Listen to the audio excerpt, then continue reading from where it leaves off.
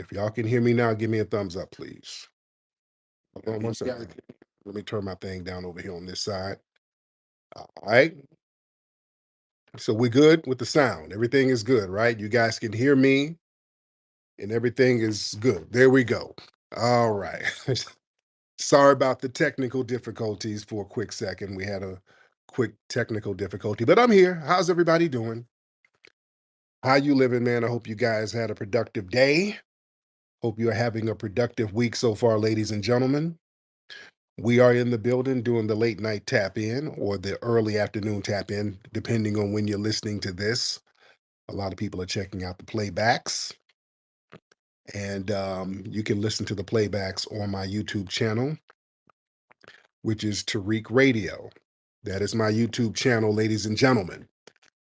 All right, before we get started, ladies and gentlemen, let me shout out some of the regulars in the building. Let me shout out some of the um, prioritized fam. We got C Killer.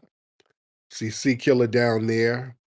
We got Israelite in the building.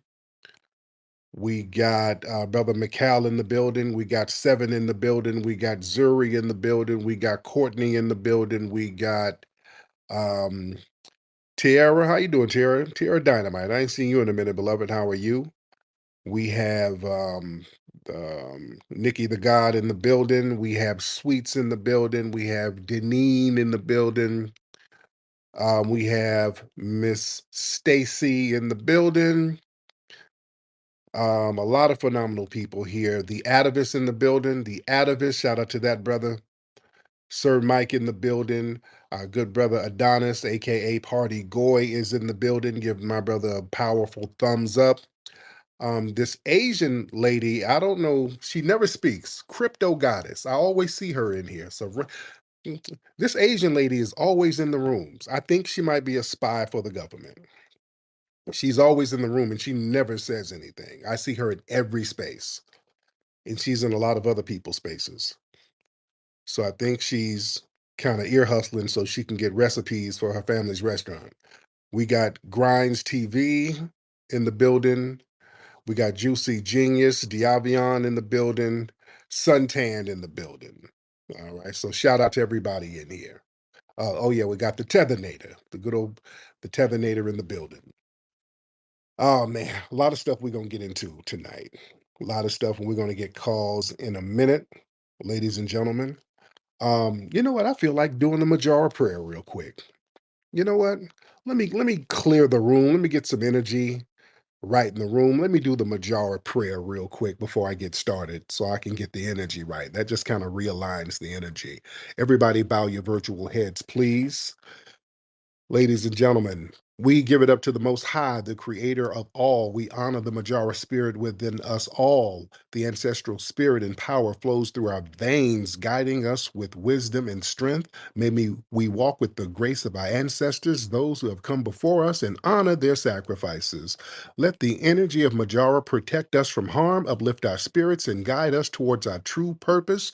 With every step, may we embrace the sacred power within, the spirit that has carried us through trials and tribulations. We ask for clarity, strength, and peace as we live with purpose, rooted in our divine heritage. Through the Majara Spirit, we are connected, we are whole, we are powerful. And amen, ladies and gentlemen.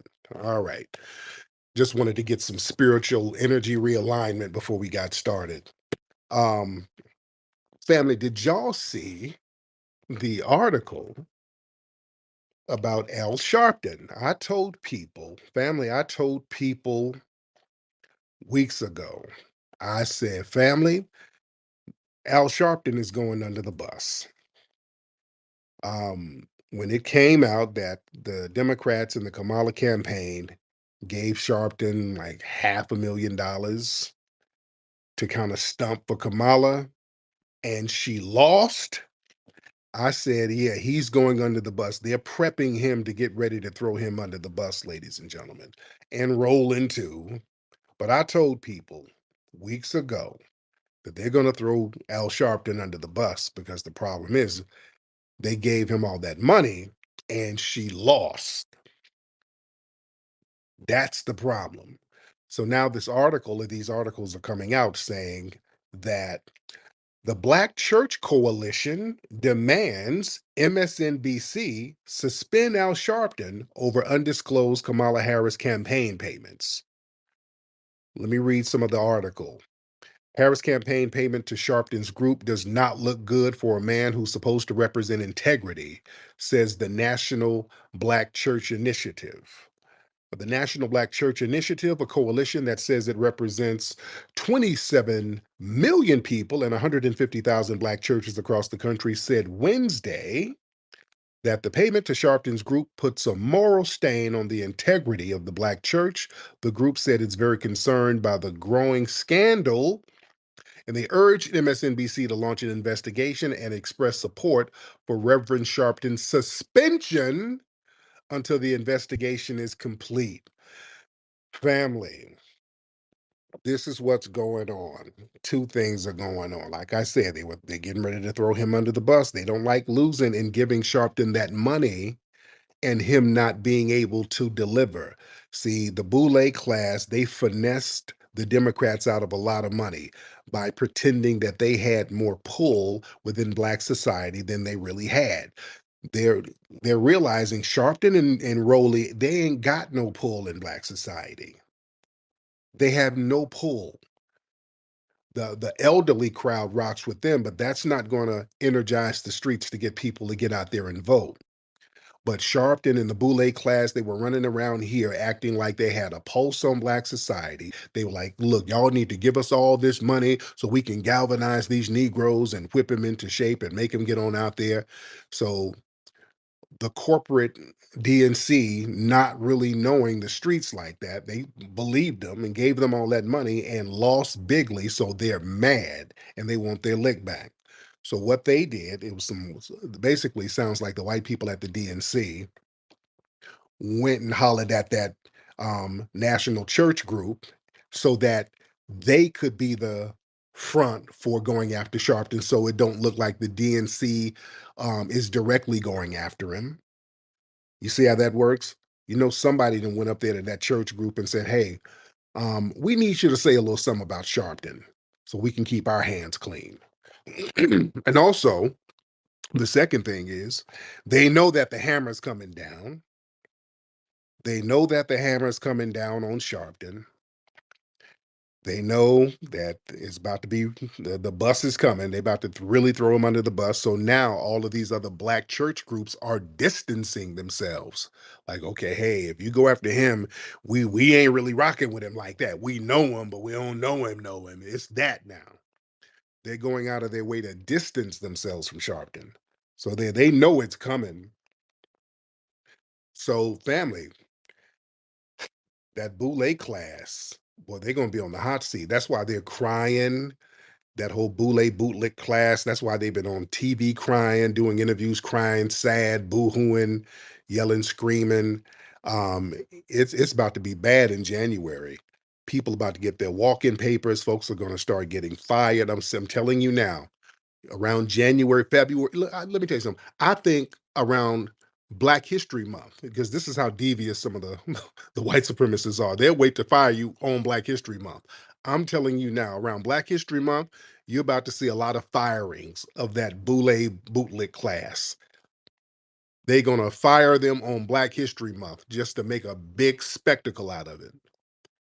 You're gonna see a lot of pink slips going around because they are pissed at the DNC. They are really ticked off. They spent almost $3 billion to try to get Kamala Harris up in that White House.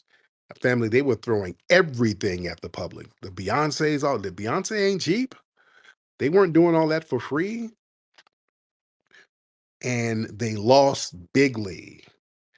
And rolling in them guys and the Sharpton in those guys and the Angela Rise and all of these people were running around here telling the DNC that they knew what was going on with Black society. They knew how to get to the Black voters and galvanize them and whip them into shape. And they don't. They don't know how to do that because what's going on now is I keep saying this, the DNC, they have done some internal analytics because look, these people, they got all types of AI machinery, looking at websites, looking at social media, looking at where trends are going.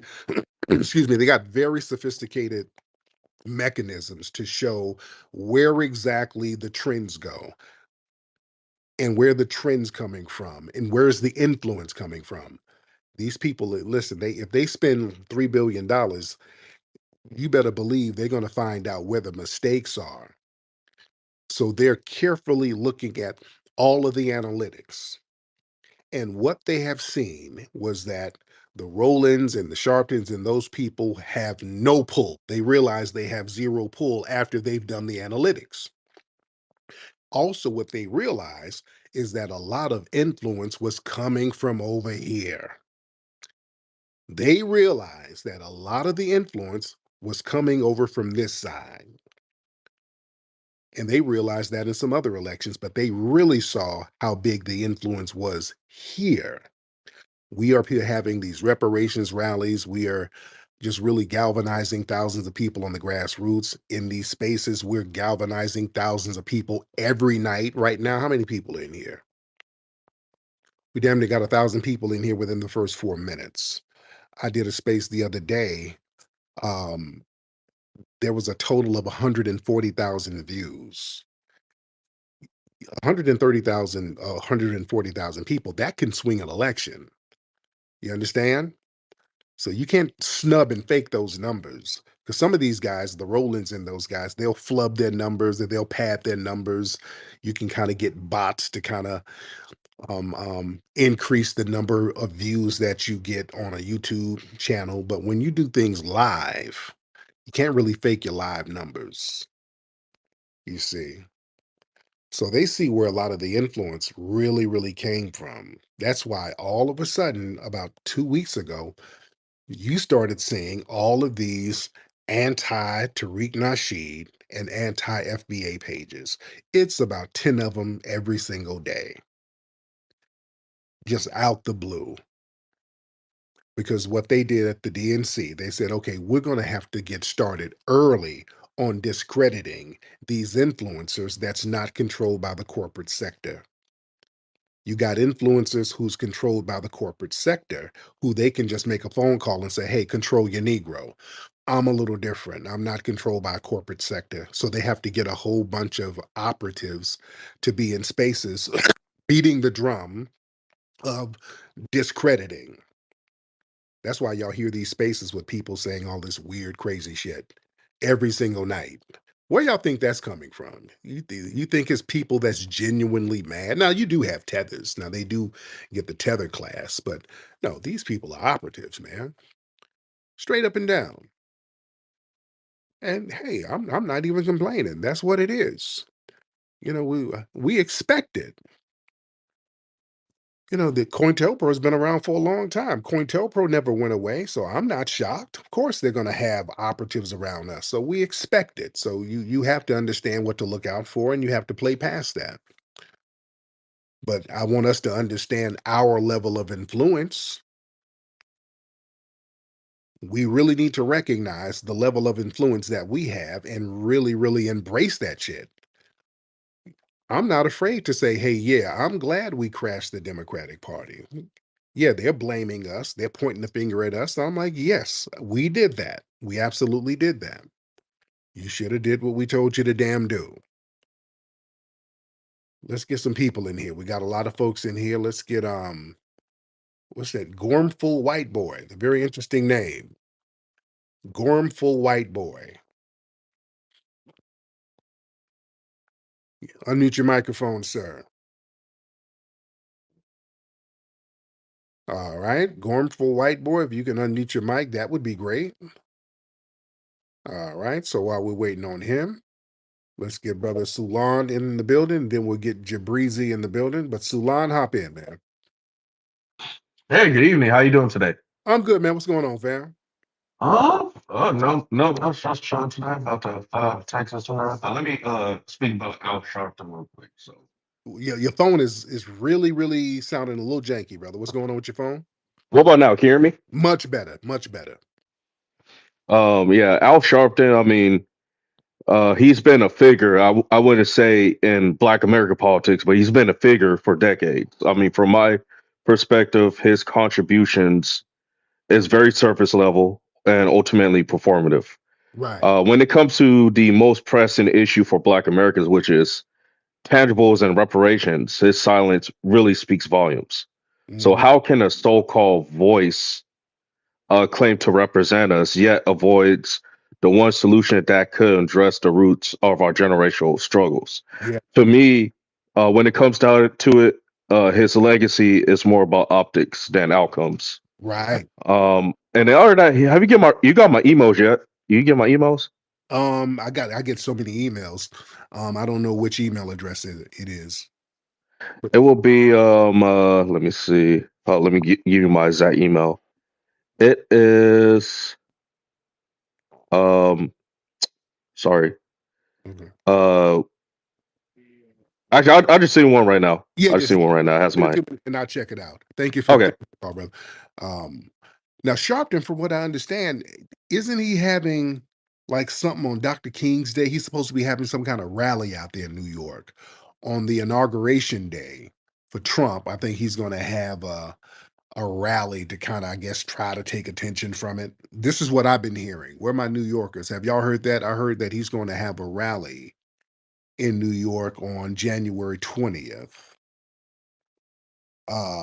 as like a counter thing to Trump being inaugurated. This is what I heard. I'm not too sure of the accuracy of it, but I did hear that.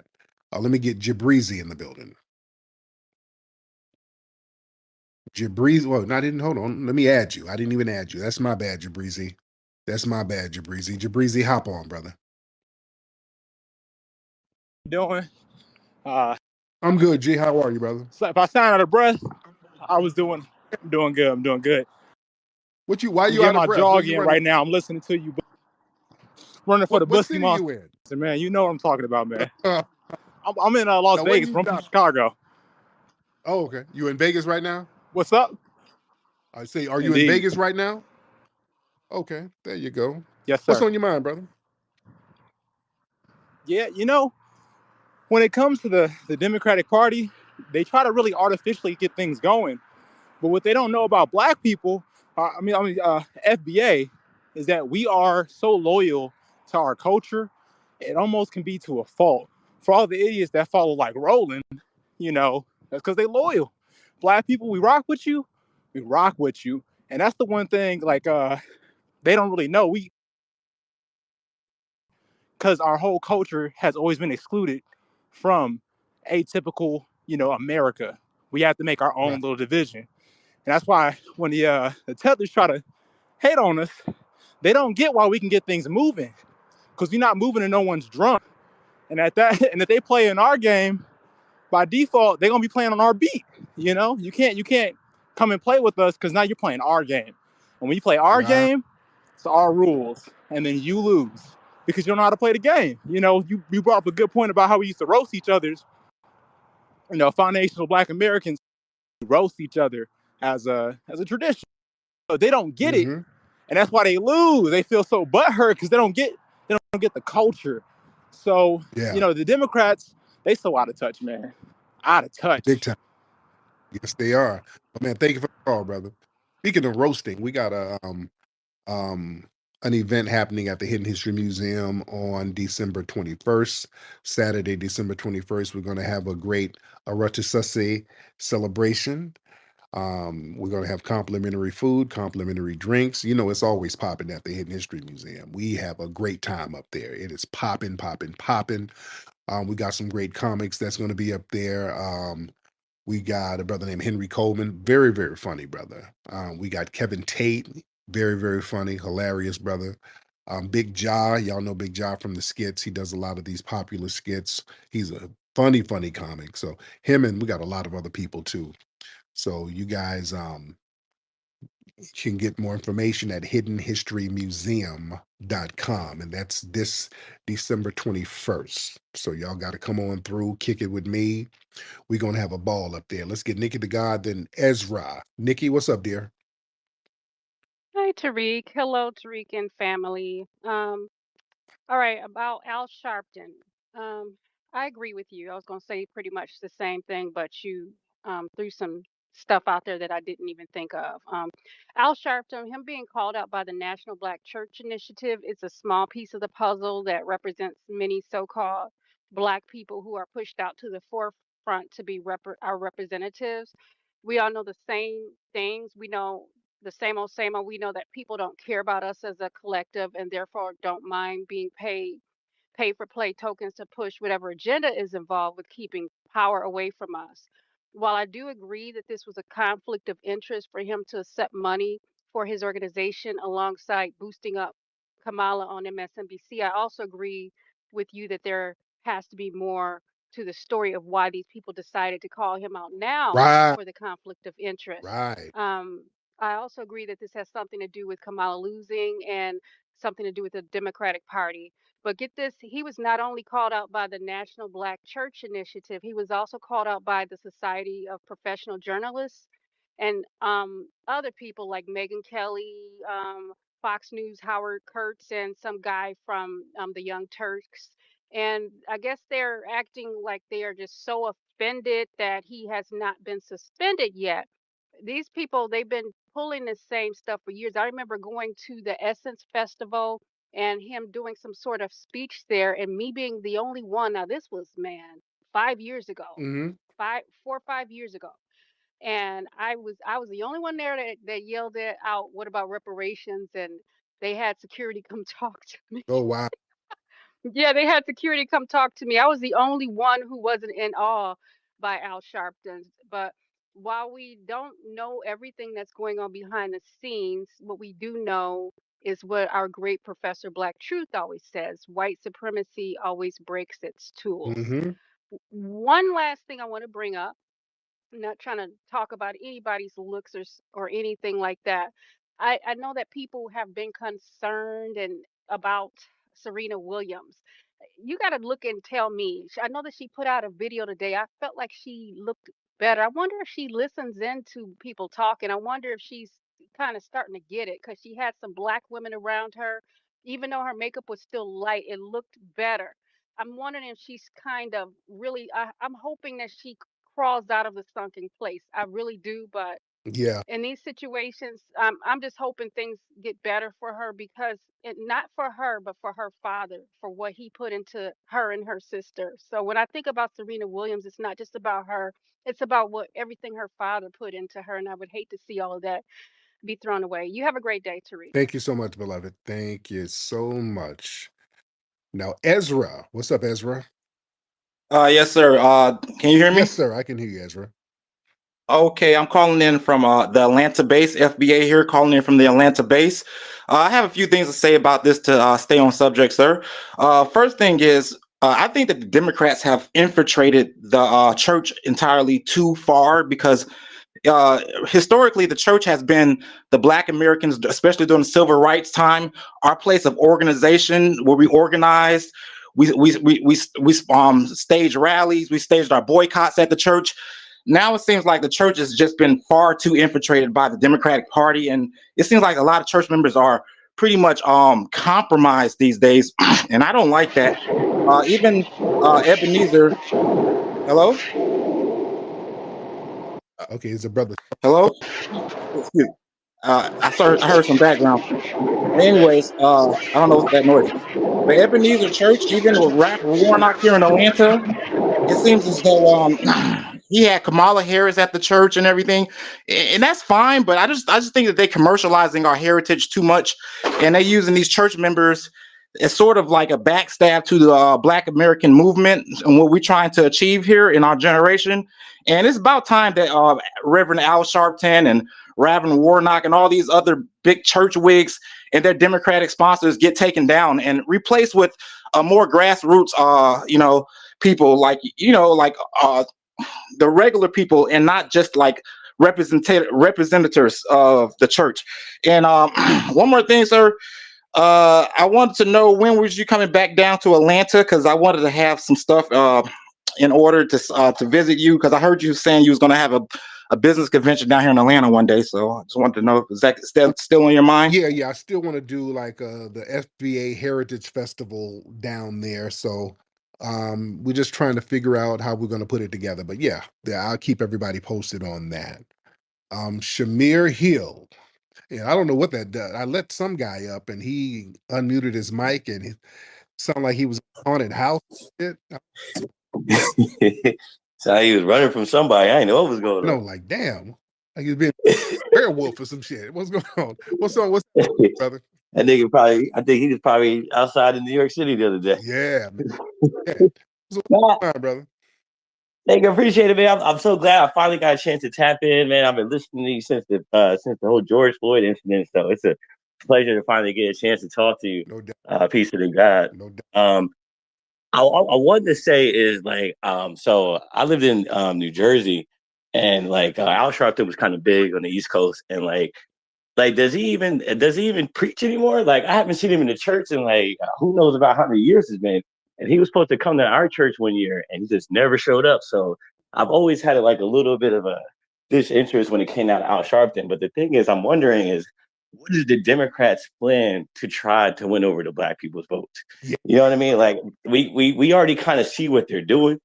We already seen what they've done. So like, what's the next trick that they're going to try to prove, like try to show us? Because we can already see their cards, and I'm just kind of curious to see what their strategy is. Is it more try to take more from the grand old party? Or are they going to try to find another way to infiltrate us? Like that's really what my question is. And very good question. One thing that they're definitely trying to do, they're trying to stifle the voices of the grassroots because they understand the reason why they lost was 100% because of the black grassroots. That's why they lost, and they know it. They don't want to come right out and say it, but they're saying it by attacking us in the grassroots.